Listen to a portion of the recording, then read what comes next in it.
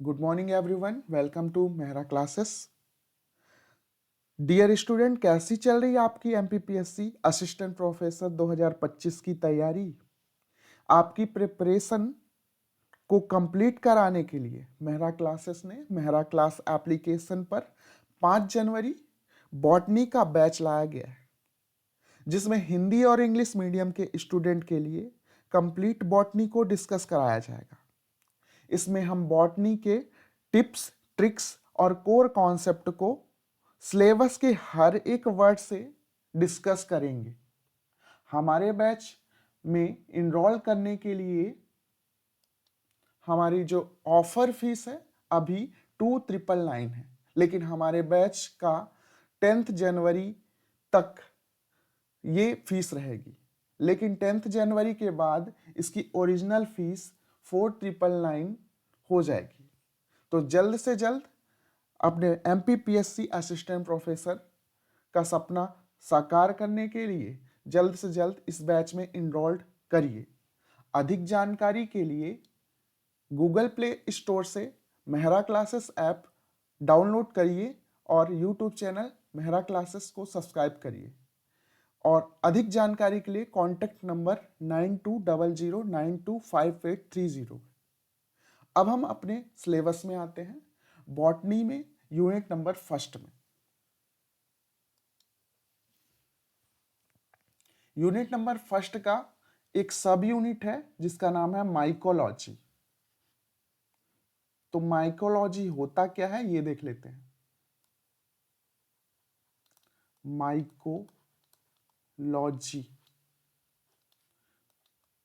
Study of fungus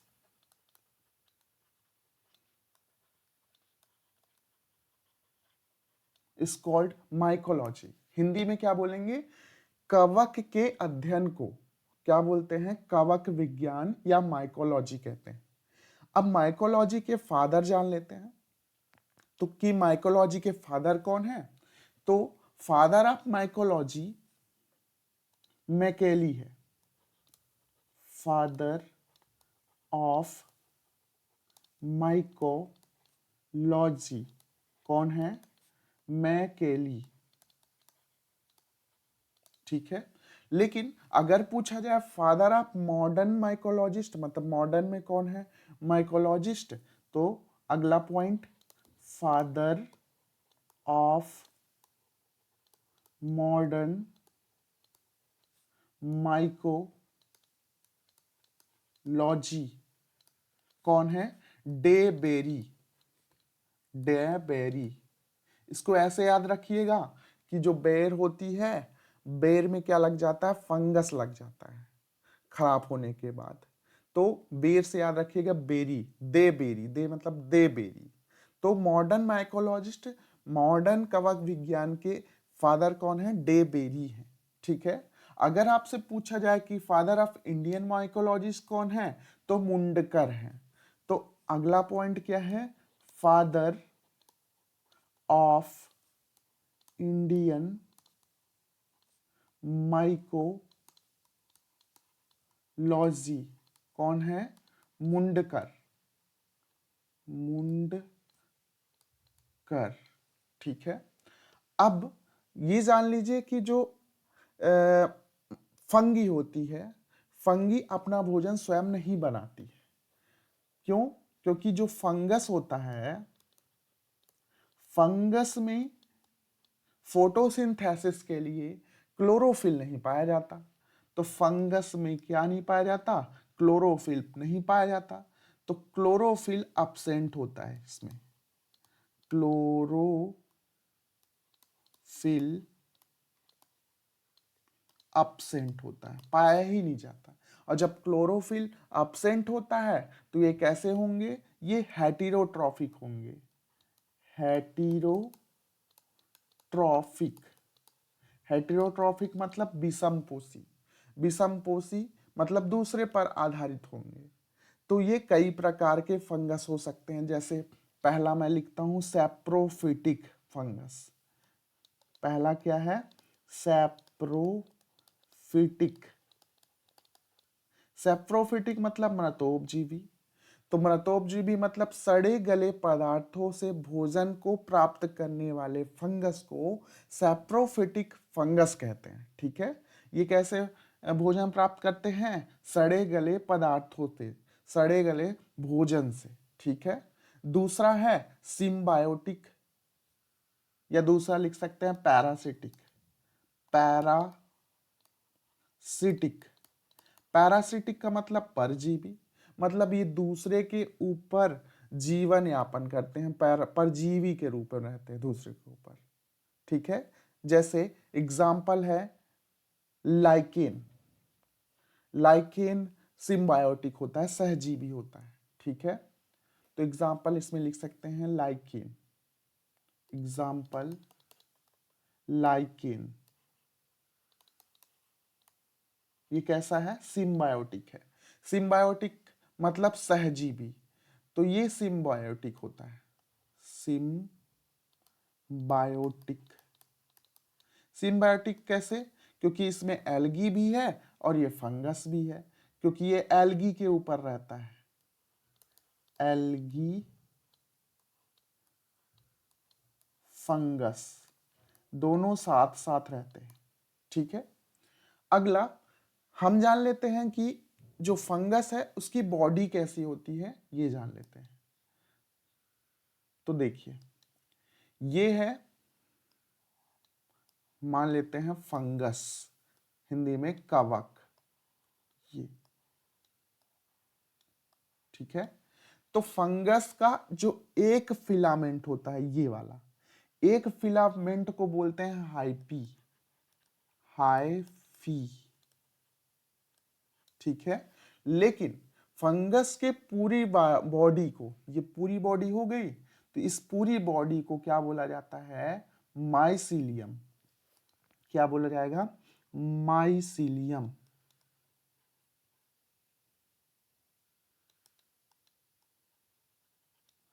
इसी mycelium के अध्ययन के कारण माइकोलॉजी, माइसीलियम के अध्ययन को क्या बोलेंगे? माइकोलॉजी, या फंगस के अध्ययन को क्या बोलेंगे? माइकोलॉजी। तो आपको पता चला होगा कि फंगस का एक फिलामेंट क्या कहलाता है? हाइपी, और पूरी संपूर्ण बॉडी को क्या बोलते हैं? माइकोसीलियम बोलते हैं। ठीक है, हिंदी में इसको बोलते हैं कवक जाल। अब इसकी जो सेल वॉल बनी होती है, किससे बनी होती है, ये देख लेते हैं। तो अगला हेडिंग करेंगे सेल वॉल। सेल वॉल किससे बनी होती है? सेल वॉल फंगस की बनी होती है काइटिन नामक पॉलीसैकेराइड कार्बोहाइड्रेट से।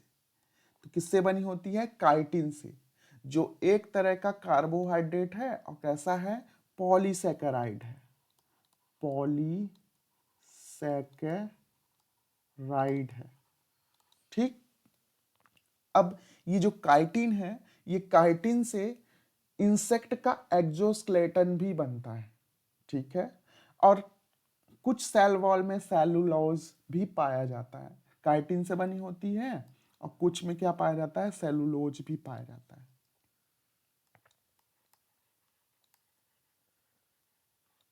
ठीक है, अब जो फंगस है वो अपने लिए भोजन को स्टोर भी रखता है। तो किस रूप में स्टोर करके रखता है भोजन को, ये देख लेते हैं। तो स्टोर फूड, जो फंगस है वो अपने लिए भोजन स्टोर करके रखता है, किस रूप में? Oil plus glycogen. तो ये दो रूपों में स्टोर करके फूड रखता है, पहला तो ऑयल और दूसरा ग्लाइकोजन। ठीक है, अब हम जान लेते हैं कि जो फंगस का क्लासिफिकेशन जो आपके टॉपिक में है, तो देख लेते हैं क्लासिफिकेशन ऑफ फंगस।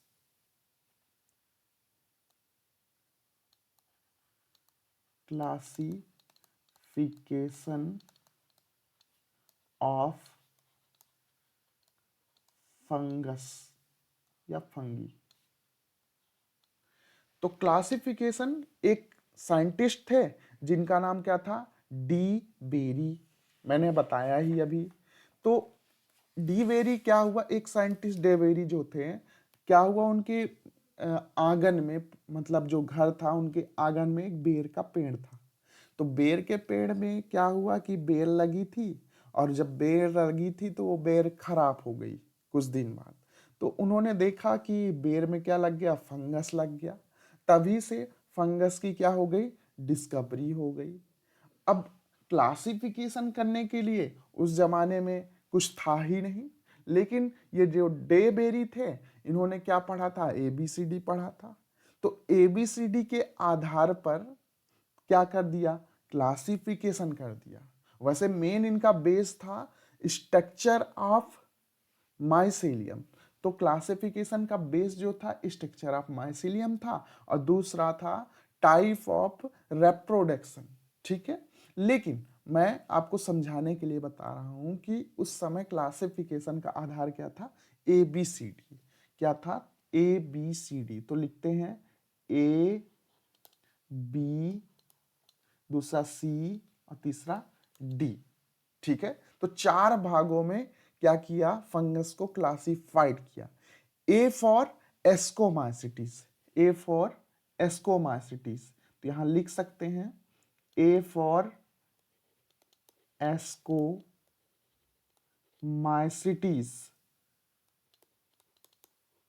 तो किसी भी टर्म में अगर माइसिटीज लास्ट में हो तो वो क्या है, वो फंगस का ही ग्रुप है। तो A फॉर क्या हो गया, एस्कोमाइसिटीज। B फॉर क्या हो गया, B फॉर बेसिडियोमाइसिटीज, बेसिडियोमाइसिटीज।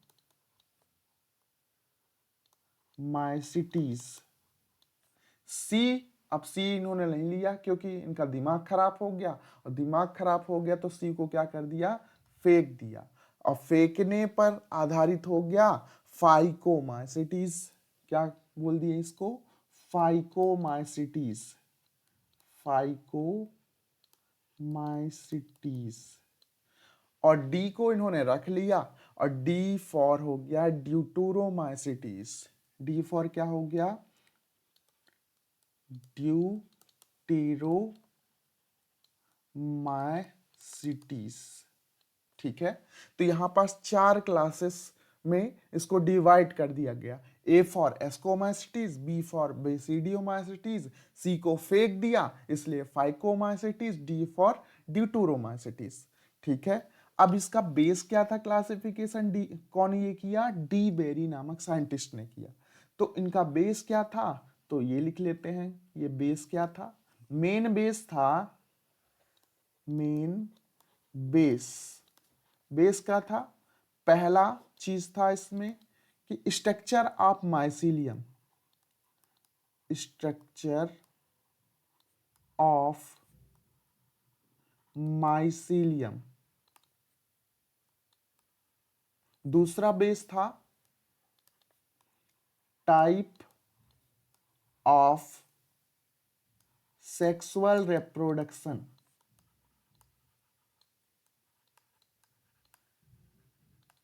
तो ये 2 बेस के आधार पर 4 डिवीजन में बांट दिया। पहला क्या, एस्कोमाइसिटीज, दूसरा बेसिडियोमाइसिटीज, और तीसरा फाइकोमाइसिटीज, और चौथा क्या, ड्यूटूरोमाइसिटीज।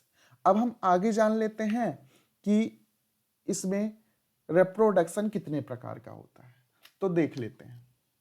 तो अगले स्लाइड में चलते हैं, रिप्रोडक्शन के बारे में जानते हैं। तो अगला हेडिंग करिए, रिप्रोडक्शन। रिप्रोडक्शन, रिप्रोडक्शन इसमें 3 टाइप्स का होता है। याद करने का ट्रिक्स क्या है, VAS। V फॉर हो गया वेजिटेटिव रिप्रोडक्शन, A फॉर हो गया असेक्सुअल रिप्रोडक्शन, S फॉर हो गया सेक्सुअल रिप्रोडक्शन। तो याद करने का ट्रिक क्या है, VAS, वास। ठीक है, तो पहला हेडिंग करेंगे vegetative reproduction, vegetative reproduction, Hindi में इसको बोलते हैं कायिक प्रजनन। ठीक, इसमें क्या होता है, इसमें पहला पार्ट है क्या, फ्रेगमेंटेशन। पहला है इसमें फ्रेगमेंटेशन। फ्रेगमेंटेशन में क्या होता है कि जो भी माइसीलियम होता है, जो फंगस होता है, उसमें एक पार्ट टूट जाता है, कोई भी एक पार्ट टूट जाता है, एक फिलामेंट, तो वो एक नया फंगस बना लेता है। तो ऐसी प्रोसेस को क्या बोलेंगे, फ्रेगमेंटेशन बोलेंगे। ठीक है। फिर दूसरा है बडिंग। बडिंग में क्या होगा देखते हैं। बडिंग बडिंग में क्या होगा कि जो माइसीलियम है उसमें एक छोटा सा बड निकल जाएगा और वो बड एक नया माइसीलियम बना लेगा, एक नया फंगस बना लेगा, तब ये प्रोसेस को बोलेंगे बडिंग। ठीक है। तो यहां पास वेजेटाटिव रिप्रोडक्शन दो रूपों में होता है, पहला है फ्रेगमेंटेशन और दूसरा क्या है, बडिंग। अब हम जान लेते हैं कि फंगस की बॉडी होती कैसी है। फंगस की जो बॉडी होती है, फंगस बॉडी वो हैप्लॉइड होती है कि डिप्लॉइड होती है, ये होती है हैप्लॉइड। क्या होती है, हैप्लॉइड। ठीक है, हैप्लॉन्टिक होती है, हैप्लॉइड होती है। अब क्या होता है, जो फंगस होता है वो कई तरह के स्पोर भी बनाता है, स्पोर के फॉर्मेशन भी करता है। तो वो कौन कौन से स्पोर है ये देख लेते हैं। तो आपको समझ में आया होगा कि वेजिटेटिव रिप्रोडक्शन मतलब कायिक प्रजनन, इसमें दो प्रकार से होता है, पहला है फ्रेगमेंटेशन और दूसरा है बडिंग। फ्रेगमेंटेशन में क्या होता है, कहीं भी एक फिलामेंट अगर टूट गया तो एक नया माइसीलियम बना लेता है, तो उसको बोलेंगे फ्रेगमेंटेशन। और दूसरा है बडिंग मतलब मुकुलन। इसमें क्या होता है कि एक बर्ड लाइक स्ट्रक्चर निकल जाता है किससे, माइसीलियम से, और एक वो बर्ड टूट करके एक नया माइसीलियम बना लेता है, तब इस प्रोसेस को क्या बोलेंगे, बडिंग बोलेंगे। ठीक है। फंगस की बॉडी कैसी होती है, हैप्लॉइड होती है, आगूढ़ित होती है, हिंदी में बोलते हैं। ठीक। अब हम देख लेते हैं ए फॉर आसेक्सुअल रिप्रोडक्शन। तो आसेक्सुअल रिप्रोडक्शन देखते हैं।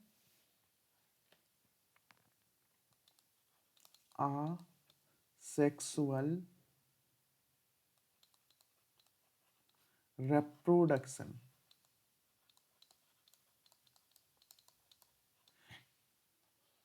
फंगल में आसेक्सुअल रिप्रोडक्शन में होता क्या है, फॉर्मेशन होता है स्पोर का। क्या होगा, फॉर्मेशन ऑफ स्पोर, और यही स्पोर एक नया माइसीलियम बनाएंगे।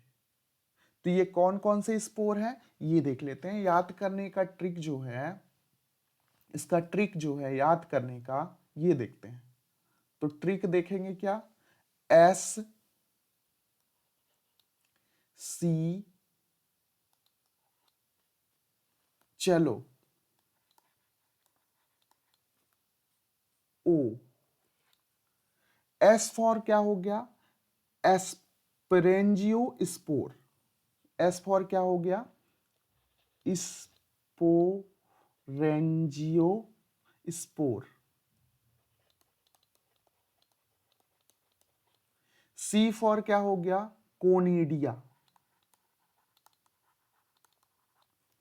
चलो फॉर क्या हो गया, क्लैमाइडोस्पोर।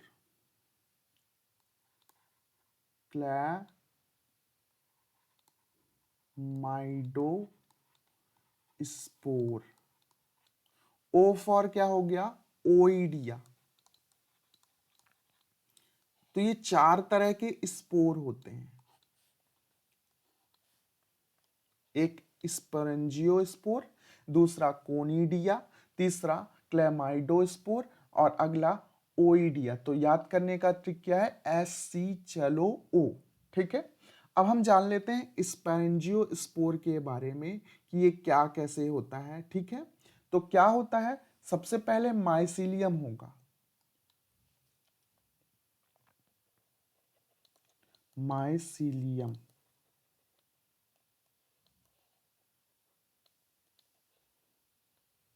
ये माइसीलियम जो होगा ये हैप्लॉइड होगा, N होगा, हैप्लॉइड होगा। इसी से बनेगा क्या, स्पोरेंजिया। असेक्सुअल रिप्रोडक्शन के थ्रू बनेगा क्या, स्पोरेंजिया। ठीक है, स्पोरेंजिया भी हैप्लॉइड होगा और स्पोरेंजिया डेवलप होके बनेगा क्या, स्पोरेंजियो स्पोर। तो ये वाला पार्ट स्पोरेंजिया डेवलप होके क्या बन जाएगा, स्पोरेंजियो स्पोर। ये भी कैसा होगा, हेप्लॉइड होगा। और ये जो होगा स्पोरेंजियो स्पोर, ये जर्मिनेट होगा,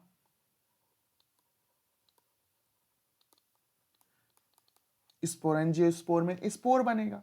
तो स्पोर जर्मिनेट होके एक नया माइसिलियम बना देगा।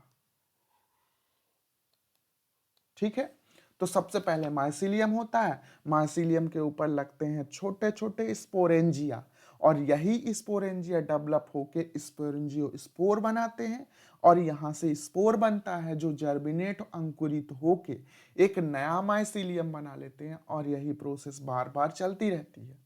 स्पोरेंजियो स्पोर दो प्रकार के होते हैं। पहला है जू स्पोर, पहला क्या है, जू स्पोर, पहला जू स्पोर, और दूसरा है एप्लेनोस्पोर।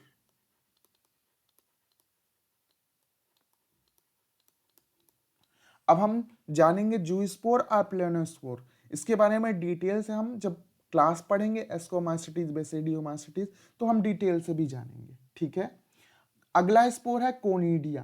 तो ये स्पोर ऐसे होते हैं, देख लेते हैं कैसे। ये मान लेते हैं फंगस की बॉडी है, माइसिलियम हाइपी एक, इसी से क्या होता है, इसी से स्पोर ऐसे निकल आते हैं।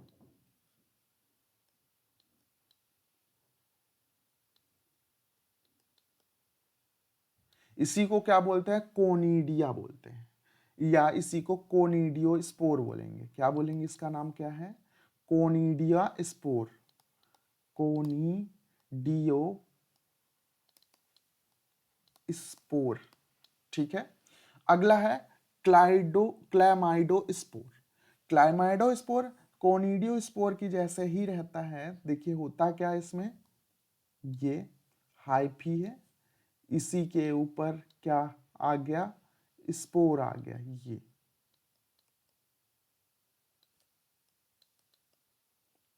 ठीक, लेकिन एक्सट्रीम कंडीशन होने के वजह से, विपरीत कंडीशन होने की वजह से इसमें चारों तरफ क्या आ जाता है, कवरिंग हो जाती है।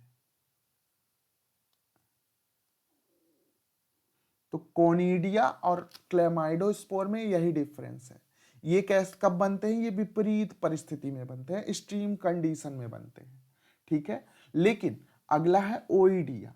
ओइडिया में क्या होता है, ओइडिया में ये है हाइफी, लेकिन इसमें स्पोर कनेक्टेड नहीं होते। इसमें स्पोर हाइपी से एक जगह तो कनेक्टेड है, लेकिन यहाँ स्पोर अलग अलग होते हैं। ऐसे स्पोर को क्या बोलते हैं, ओइडिया स्पोर बोलते हैं। ठीक है, तो यहां पास आपको असेक्सुअल रिप्रोडक्शन के बारे में मैंने बताया कि फंगस में असेक्सुअल रिप्रोडक्शन में होता क्या है, स्पोर का फॉर्मेशन होता है, और ये स्पोर चार तरह के होते हैं। पहला मैंने बताया एस्पेरेंजियोस्पोर, दूसरा कोनिडिया, और तीसरा क्लेमाइडोस्पोर, और चौथा क्या है, ओइडिया। अब हम देख लेते हैं सेक्सुअल रिप्रोडक्शन। तो अगला पेज देखते हैं, सेक्सुअल रिप्रोडक्शन। हेडिंग करेंगे सेक्सुअल रिप्रोडक्शन ऑफ फंगस। तो यहां पास सेक्सुअल रिप्रोडक्शन में जो फंगस में पाया जाता है, इसमें 3 स्टेप्स होते हैं। पहला स्टेप है प्लाज्मोगैमी। पहला क्या है, प्लाज्मोगैमी, प्लाज्मोगैमी। दूसरा स्टेप है कैरियोगैमी।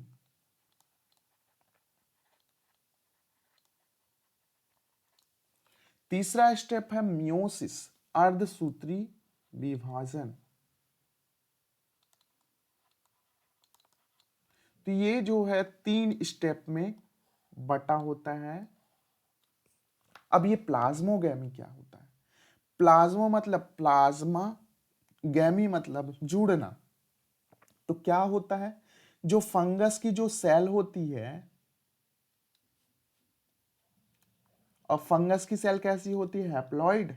तो ये दोनों जो ऊपरी लेयर है लाइक एस प्लाज्मा लेयर, तो ये प्लाज्मा की जो लेयर, प्लाज्मा होती नहीं है लेकिन मान सकते हैं कि प्लाज्मा जैसी जो लेयर है वो आपस में जुड़ जाती है, और जुड़ने के वजह से क्या बनता है, ये एन और एन एक ही सेल में आ जाता है। ये एक नई सेल बन गई।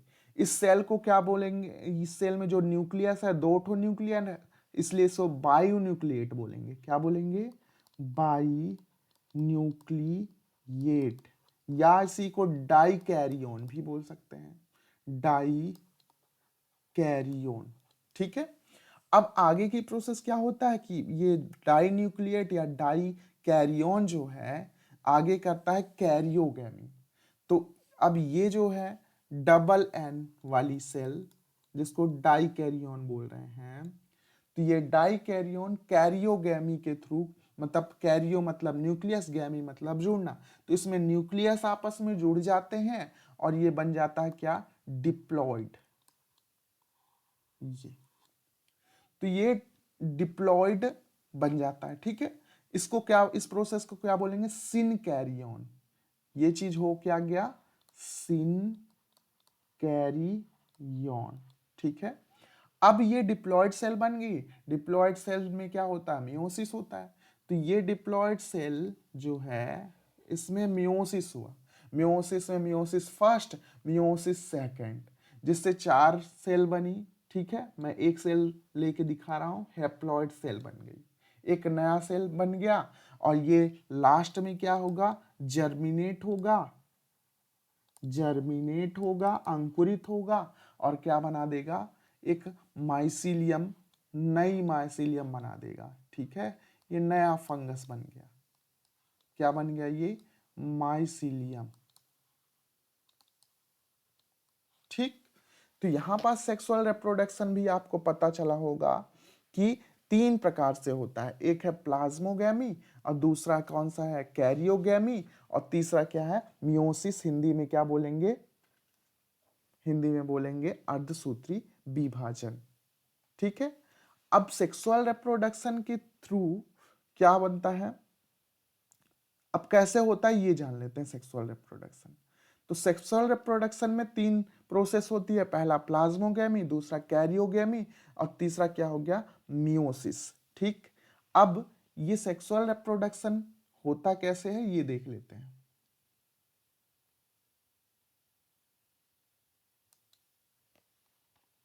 पहला है प्लेनोगैमेंटिक कॉपुलेशन। पहला क्या है? प्लानो, एक मिनट,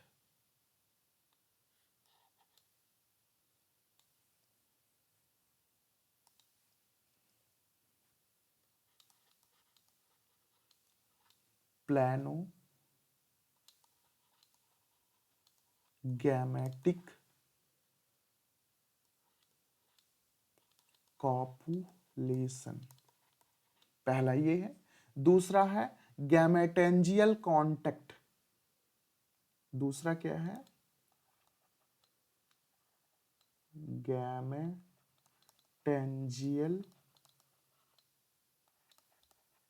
कॉन्टेक्ट। तीसरा है जिसको बोलते हैं गैमेटेंजियल कॉपुलेशन। गैमेटेंजियल कॉपुलेशन। अब ये तीनों क्या है ये समझते हैं।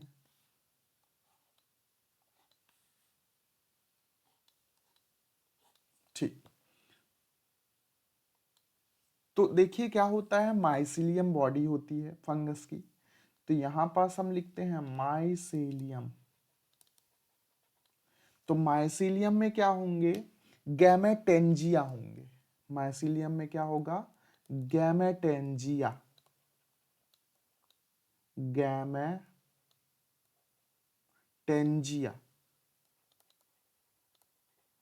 ये गैमेटेंजिया के ऊपर गैमेटेंजिया, गैमे मतलब गैमीट, टेंजिया मतलब टंगे होना।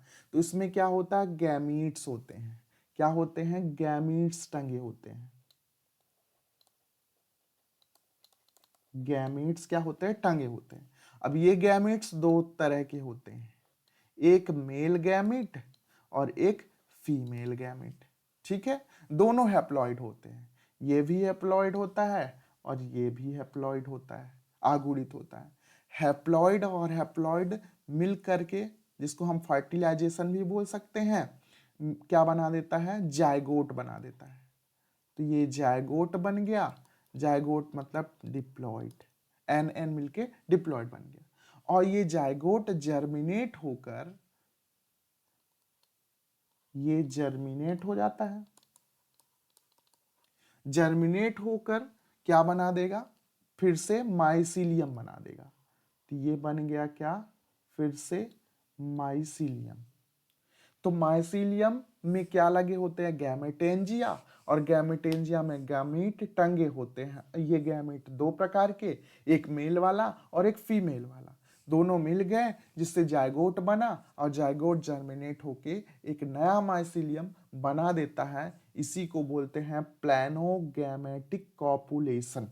ठीक है, अगला है गैमेटेंजियल कॉन्टैक्ट। इसमें होता क्या है, इसमें मोए मोए हो जाता है। मोए मोए मतलब माइसीलियम।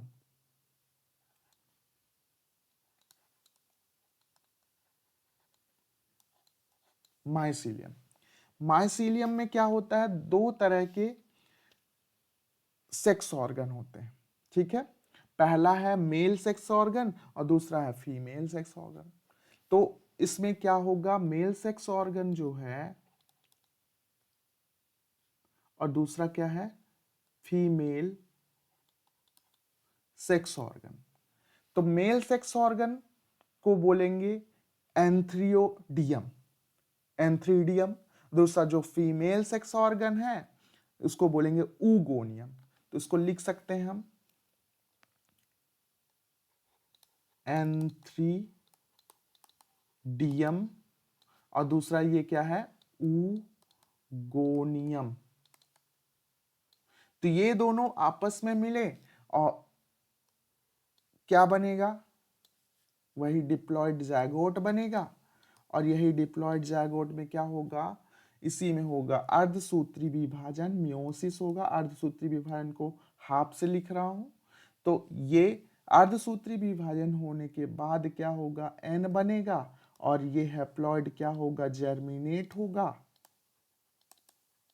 और जर्मिनेट होके एक नया माइसीलियम बना देगा। ठीक है, तो यहां पास हमने गैमेटेंजियल कॉन्टेक्ट को भी देख लिया। ठीक, अब हम जान लेते हैं एस्कोमाइसिटीज के बारे में। हमारी जो पहली क्लास होगी उसको देखते हैं।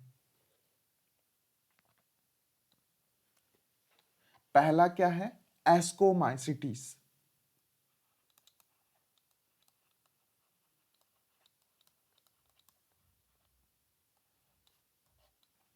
एस्कोमाइसिटीज का जो कॉमन नेम है, साधारण नाम है, सैक फंगी।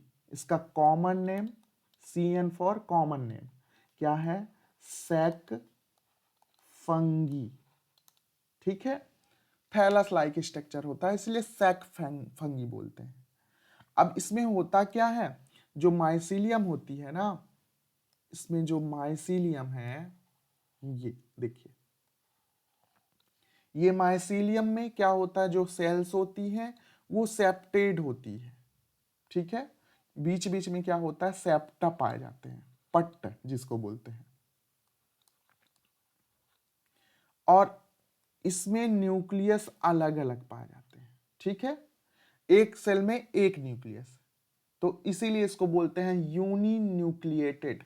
तो इसकी माइसीलियम कैसी होती है, एक तो सेप्टा पाया जाता है, दूसरा क्या होता है, यूनिन्यूक्लिएट होती है, यूनिन्यूक्लिएट।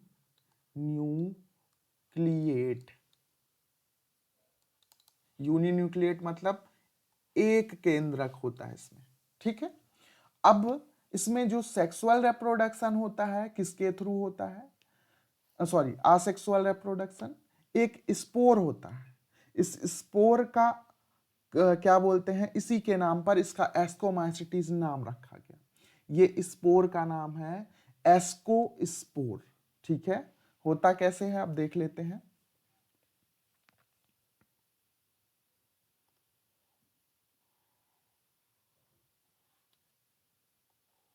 ये माइसीलियम है, इसमें मैंने अभी बताया कि एक एक न्यूक्लियस पाया जाता है। ये जर्मिनेट होकर उभार लाइक स्ट्रक्चर बनाता है, तो ये इसमें स्पोर भरे होते हैं, ठीक है। ये स्पोर भरे होते हैं 4 से 8।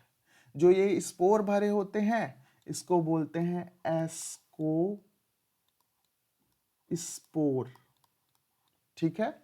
ये इसको स्पोर बाद में जर्मिनेट होके एक नया माइसीलियम बनाते हैं। और ये जो बाहर की जो लेयर है इसको क्या बोलते हैं, एस्कस बोलते हैं। क्या बोलेंगे, एस्कस, ठीक है। देखते हैं। अब मैंने बताया कि जो एस्कस के अंदर, मतलब एक एस्कस के अंदर कितने स्पोर होते हैं, तो 1 एस्कस में 4 से 8 एस्कोस्पोर होते हैं, ठीक। 4 से 8 क्या होता है, एस्कोस्पोर होते हैं। तो स्पोर के जर्मिनेशन से क्या बन जाता है, एक नया माइसीलियम बन जाता है। अब क्या होता है, इसमें अलग एस्कोमाइसिटीज जो क्लास है इसमें अलग अलग फ्रूटिंग बॉडी पाई जाती है जो इंपॉर्टेंट है। तो हम अगला उसी को देखते हैं कि ये फ्रूटिंग बॉडी क्या होती है, देख लेते हैं। तो अगला हेडिंग करेंगे type of fruiting body.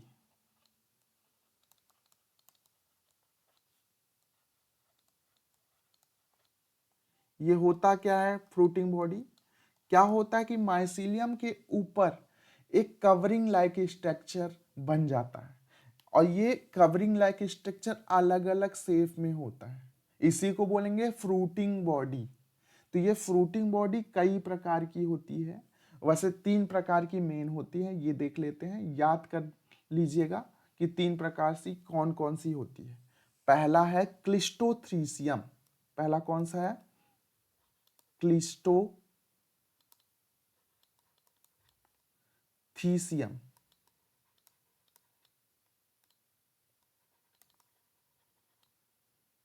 Cleistothecium.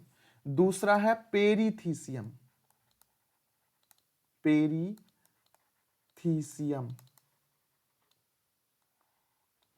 तीसरा है एपोथीसियम।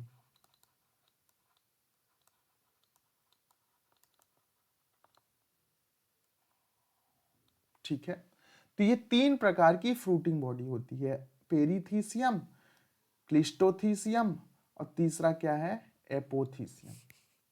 तो ये तीनों क्या क्या होता है, क्लिस्टो का मतलब हो गया क्लोज, क्लिस्टो का मतलब क्या हो गया, क्लोज्ड। कैसा होता है ये, क्लोज्ड होता है, क्लोज्ड मतलब बंद होता है। कैसे होगा देखिए, देखिए मान लेते हैं ये इसको एस्कोस्पोर है, ये फिंगर लाइक प्रोजेक्शन बनता है, अभी दिखाया था मैंने, माइसीलियम के ऊपर फिंगर लाइक प्रोजेक्शन होता है। तो ये फिंगर लाइक प्रोजेक्शन तो ठीक है, इसके ऊपर कवरिंग हो जाती है, ये जो कवरिंग है यही फ्रूटिंग बॉडी है। मैंने अभी बताया कि जो कवर्स होते हैं और इसमें क्या होते हैं, स्पोर्स होते हैं। एक एस्कोस्पोर में कितना होता है, 4 से 8 एस्कोस्पोर होते हैं। ये बाहर की ओर ये फ्रूटिंग बॉडी है, कौन सी फ्रूटिंग बॉडी है, क्लिस्टोथीसियम। और ये अंदर की ओर क्या है, एस्को स्पोर्स हैं। ठीक है, तो ये चीज होता है क्लिस्टोथीसियम के में। अब इसका इंपॉर्टेंट है एग्जाम्पल, जो एग्जाम में आता है। एग्जाम्पल आपको याद कैसे रखना है, इसके लिए मैं ट्रिक बताता हूं। ट्रिक क्या है, क्लोज्ड पैग। क्लोज्ड फॉर क्या हो गया, क्लिस्टोथीसियम, या क्लोज्ड जैसे ही याद आएगा तो क्लिस्टोथीसियम याद आएगा। और पी फॉर क्या हो गया, पी फॉर हो गया Penicillium, P for Penicillium, Penicillium. ठीक है, याद रहेगा। ए फॉर क्या हो गया, एस्परजिलस, ए फॉर क्या हो गया, एस्परजिलस।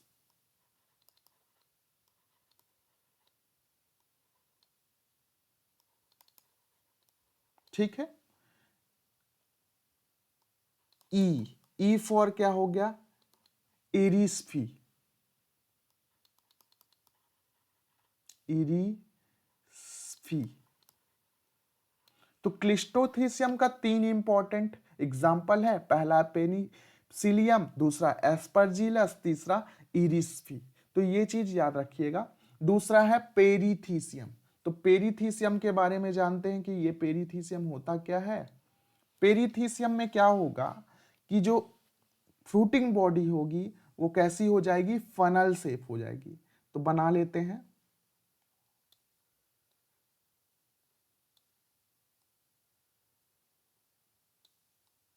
ये फ्रूटिंग बॉडी फनल शेप हो जाएगी। ठीक है, तो इसमें क्या होगा कि अंदर की तरफ यहां पास स्पोर होंगे, ये इसको स्पोर में। ठीक है, यहां से स्पोर आउटसाइड में चले जाएंगे और फिर जर्मिनेट होके एक नया माइसिलियम बन जाएगा।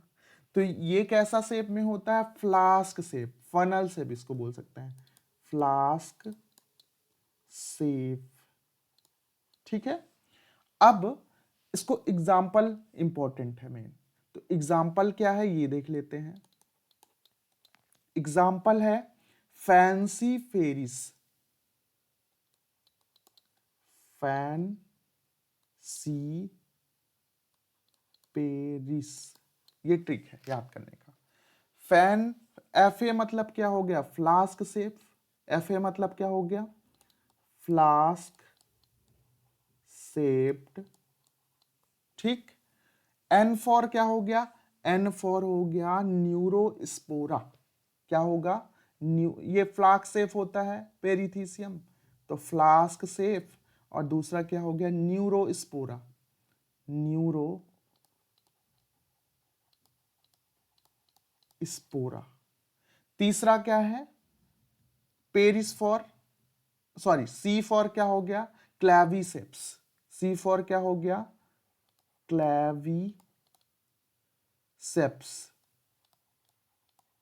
और पेरिस फॉर क्या हो गया, पेरीथीसियम, पेरिस फॉर क्या हो गया, पेरीथीसियम। ठीक, तो यहां पास पेरीथीसियम कैसा होता है, फ्लास्क शेप होता है। इसके मैंने एग्जाम्पल भी बता दिया कौन कौन से हैं, एक है न्यूरोस्पोरा और दूसरा क्या है, क्लैविसेप्स। तो 2 एग्जाम्पल आपको याद रखने होंगे। अगला है एपोथीसियम। तो एपोथीसियम के बारे में जान लेते हैं कि ये एपोथीसियम होता क्या है। तो देखिए, एपोथीसियम में क्या होता है, ऊपर की ओर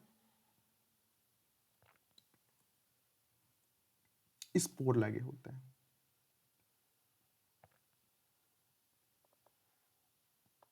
ठीक, इसमें स्पोर्स लगे होते हैं। ये एपोथीसियम होता है, कैसा होता है, ये डिस्क शेप। इसको लिख सकते हैं, इसकी फ्लोटिंग बॉडी जो होती है वो डिस्क शेप होती है। कैसी होती है, डिस्क शेप। ये इसका ट्रिक क्या है, अपना के डिस्क पे मोर बैठा है। इसका ट्रिक क्या है, ये लिख लेते हैं।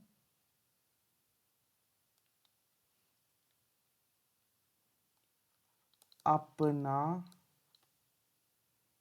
के डिस्क पे मोर है। अपना से क्या होगा? एपोथीसियम। अपना से क्या होगा? एपोथीसियम। एपोथीसियम। ठीक है। डिस्क फॉर क्या हो गया? Disc safe. पे फॉर क्या हो गया? पेजाजा। पे फॉर क्या हो गया? पेजाजा। ये जेड है, ठीक है। पेजाजा। मोर फॉर क्या हो गया? मोरसेला। क्या होगा? मोरसेला।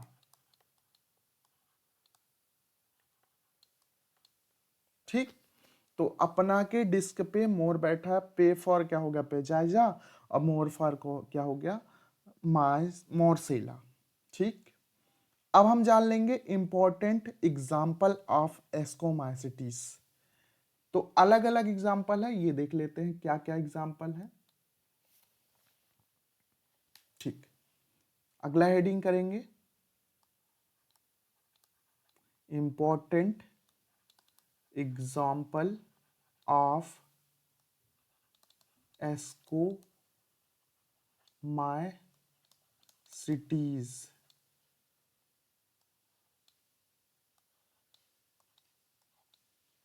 ठीक।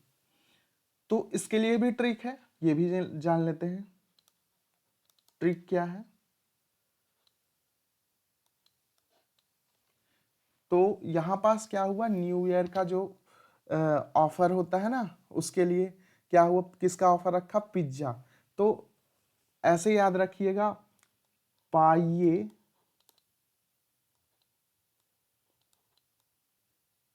पाइए, एक मिनट,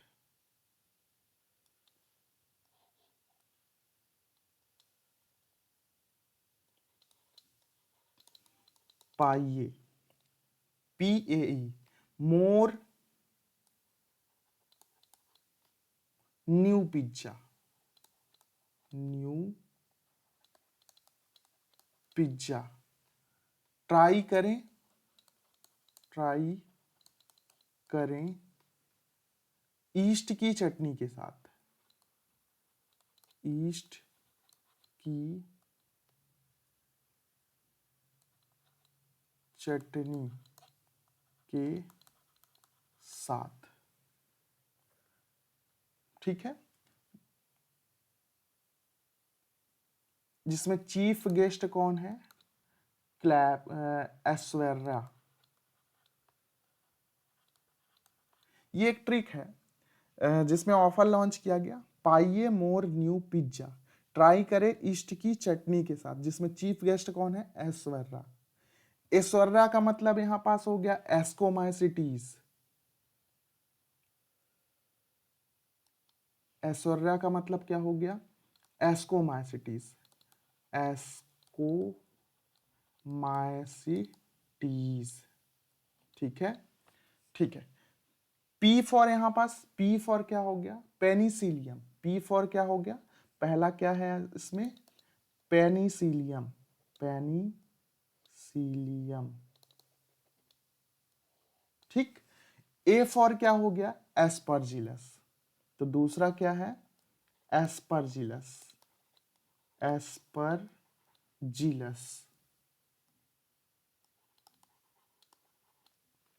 तीसरा क्या है? E for इरिस्फी।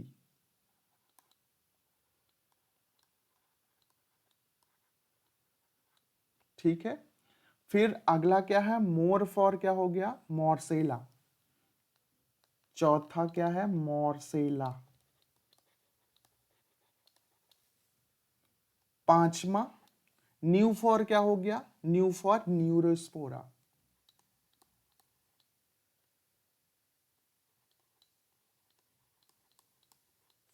छठवा, छठवा क्या है? Pizza for peziza. पेजाइजा। ठीक है। फिर उसके बाद ट्राई फॉर क्या हो गया? ट्राई फॉर हो गया ट्राइकोफाइटा। ट्राइकोफाइटा।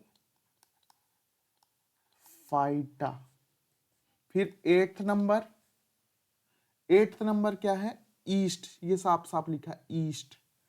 ईस्ट ईस्ट को भी किस में रखा जाता है? एस्कोमाइसिटीज में। तो आपको एक्सकोमाइसिटीज के एग्जाम्पल पता चले होंगे। इसका ट्रिक क्या है? पाइए मोर न्यू पिज्जा, ट्राई करें ईस्ट के चटनी के साथ। चीफ गेस्ट कौन है? ऐश्वर्या। ऐश्वर्या से हो गया एस्कोमाइसिटीज, यहाँ पास पी फॉर हो गया पेनिसिलियम, ए फॉर हो गया एस्परजिलस, ई फॉर हो गया इरिसफी, और मोर फॉर हो गया मोर्सेला, न्यू फॉर हो गया न्यूरोस्पोरा, पिज्जा फॉर हो गया पेजाइजा, ट्राई फॉर हो गया ट्राइकोफाइटा, और ईस्ट मतलब ईस्ट। अब हम इसके बारे में डिटेल से जानेंगे कि एस्कोमाइसिस में जो पेनिसिलिन होती है, पेनिसिलिन क्या होती है, इसको ब्लू ग्रीन मोल्ड बोलते हैं। ठीक है। और पेनिसिलिन की खोज किसने की थी? अलेक्जेंडर फ्लेमिंग ने की थी, और फर्स्ट एंटीबायोटिक है ये। ठीक है। इसीलिए इसको वंडर ड्रग भी बोलते हैं, मतलब किसी भी चीज में इसका यूज किया, कोई भी डिजीज होगी इसका यूज किया जा सकता है, इसलिए इसका नाम हो गया वंडर डिजीज। अब फ्लेमिंग खोज कर रहे थे स्ट्रेप्टोकोकस के बारे में, लेकिन निकल गया क्या? पेनिसिलिन। इसलिए ऐसी खोज जो अचानक खोज हो जाती है, इसमें उसको क्या बोलते हैं साइंस में? सीरेंडिपिटी। तो पेनिसिलिन के बारे में मैंने बताया, तो पेनिसिलिन हम आगे पढ़ेंगे। फिर उसके बाद एस्परजिलस। एस्परजिलस को स्मोक मोल्ड बोलते हैं, ब्राउन ब्लैक मोल्ड भी बोलते हैं। ठीक है। तो अब ये इसमें क्या होता है कि इसमें एफ्लाटॉक्सिन निकलता है। ठीक है। जैसे एस्परजिलस नाइगर है, वो लेबोरेटरी का वीड्स है, प्रयोगशाला का खरपतवार। तो ये सब हम आगे जानेंगे। जैसे एरिस्पी में क्या हो, जैसे देखे होंगे आप प्लांट के ऊपर white white powder like structure जम जाता है, वही एरिस्पी है, पाउडरी मोल्ड बोलते हैं इसको। फिर अगला है मोर्सेला। मोर्सेला जो है इसको इडेबल फंगी बोलते हैं। क्यों? क्योंकि इसमें जो फ्रूटिंग बॉडी होती है वो खाने लायक होती है, तो इसको इडेबल फंगी मतलब खाने योग्य फंगी है ये। फिर अगला है न्यूरोस्पोरा। तो न्यूरोस्पोरा को ड्रोसोफिला ऑफ प्लांट किंगडम बोलते हैं, क्योंकि जेनेटिक्स में ड्रोसोफिला आपको पता होगा जब हम क्रॉस कराते हैं, वैसे ही प्लांट में न्यूरोस्पोरा इंपॉर्टेंट है। इसको रेड और पिंक मोल्ड भी बोलते हैं। ठीक है। और इसी न्यूरोस्पोरा पर एक एक्सपेरिमेंट हुआ था, one gene one enzyme theory दी गई थी। कौन दिया था? बीडल एंड टॉटमी, कई बार पूछा जाता है। फिर अगला है पेजाइजा। तो पेजाइजा को कप फंगी बोलते हैं, क्योंकि कप लाइक स्ट्रक्चर इसका होता है। फिर अगला है ट्राइकोफाइटा। तो ट्राइकोफाइटा के बारे में हम जानेंगे कि ये एथलीट फूड पैदा करता है। एथलीट फूड क्या होता है कि पैरों में दाद हो जाता है, इसलिए इसको टीनिया पैडिस भी कहा जाता है। इसी के वजह से, यही फंगस के वजह से होता है ये एथलीट फूड। फिर अगला ईस्ट है। ईस्ट को सैक्रोमाइसिस में रखा जाता है, यूनिसेलुलर फंगस है। ठीक है। रहता कहाँ है? सड़े गले मतलब स्वीट्स में, ये सब में ये ईस्ट रहता है। रिप्रोडक्शन कैसे होता है? बर्डिंग के थ्रू होता है। ठीक। तो ये सब हम देखेंगे अगली क्लास में। आज के लिए धन्यवाद।